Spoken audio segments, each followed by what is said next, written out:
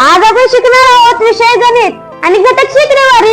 तर शेकडेवारी मध्ये पण भाग असतात हा. भाग 1, भाग 2, भाग 3 असे भाग आहेत आपले. तर आपण भाग 1 ला शिकायला सुरुवात करूया. आता शेकडेवारी म्हणजे काय, तर 100त मोजणारी गोष्ट. आता 100त मोजणारी गोष्ट आपण दुसऱ्या भाग मध्ये आपण त्याची उदाहरणं देणारच आहोत. पण पहिलं आपण शेकडेवारी म्हणजे काय ते आधी जाणून घेऊया. शेकडेवारी म्हणजे 100त मोजता येते. आता तुम्हाला कुठून बँकेतून पैसे घ्यायचे असतील तर तुम्ही 100त मोजू शकता.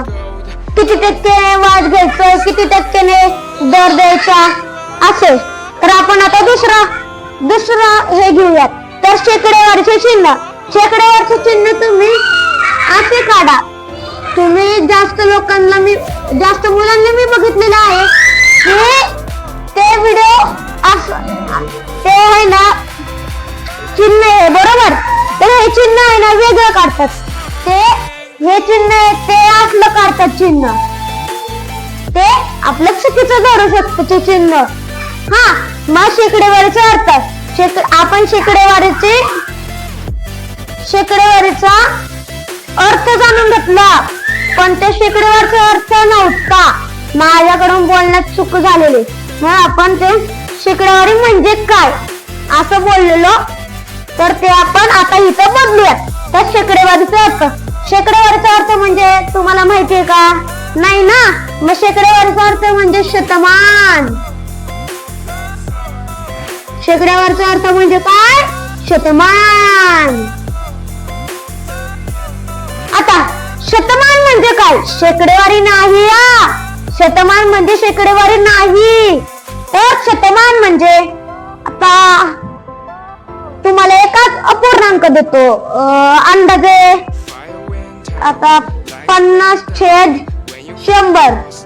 50/100 म्हणजे काय, तर 50/100 म्हणजे 100 मधून 100चे 50%. आता 100 म्हणजे 100% म्हणजे तुम्हाला माहितीच असेल. तर 100चा आपण अर्धा भाग म्हणजे 50%. म्हणजे ते आपण असं लिहितो 50%. तुम्हाला अजून एक उदाहरण देतो. तुम्ही ते तुमच्या वहीत लिहून घ्या आणि सोडवा. तुम्हाला आता सांगितलंय मी कसं करायचं ते सोडवून घ्या. उदाहरण देतो.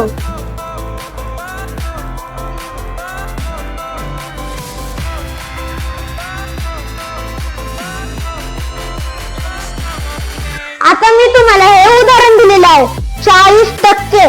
मग पुढे लिहा. आता 100 पैकी 50 लिहिलंय तर 40 पैकी मग परत खाली लिहायचं 100. वरती तुमचं काय उत्तर येईल ते लिहायचं. ओके.